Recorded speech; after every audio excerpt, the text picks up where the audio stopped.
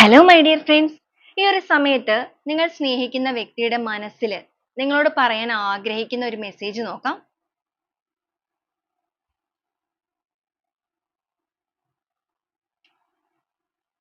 Ego, regret, habits, new chapter ആണ് കിട്ടിയിരിക്കുന്നത്.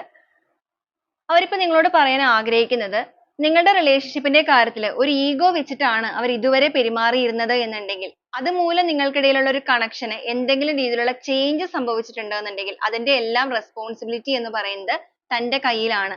അതിൽ താനിപ്പോ ഒരുപാട് റിഗ്രറ്റ് ചെയ്യുന്നുണ്ട്.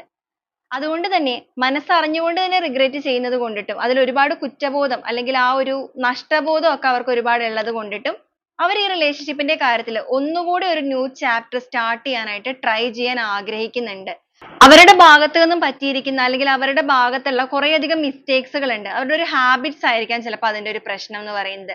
അപ്പൊ ആ ഒരു രീതികളൊക്കെ ഉണ്ടെങ്കിൽ പോലും അതിനെയെല്ലാം അവരിപ്പോ റിയലൈസ് ചെയ്യുന്നുണ്ട്. ഇനി ഒരിക്കലും ഈ ഒരു ബന്ധത്തിലേക്ക് അവരുടെ ഭാഗത്തു നിന്നുള്ള പ്രശ്നം കൊണ്ടിട്ട് ഒരു ഇഷ്യൂസോ കാര്യങ്ങളോ ഉണ്ടാവുകയില്ല.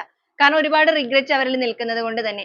അത് മാത്രമല്ല ഈഗോ എന്ന് പറയുന്ന ഒരു കാര്യം ഇനി നിങ്ങളുടെ റിലേഷൻഷിപ്പിലേക്ക് ബാധിക്കാൻ അവർ ആഗ്രഹിക്കുന്നുമില്ല. അപ്പൊ ആ ഒരു കാര്യങ്ങളെല്ലാം മൂവ് ഓൺ ചെയ്തിട്ട് അല്ലെങ്കിൽ ലെറ്റ് ഗോ ചെയ്തിട്ട് തന്നെയാണ് അവർ പുതിയൊരു ചാപ്റ്റർ ആരംഭിക്കാൻ ആഗ്രഹിക്കുന്നത് എന്നുള്ള കാര്യമാണ് നിങ്ങളോട് പറയുന്നത്.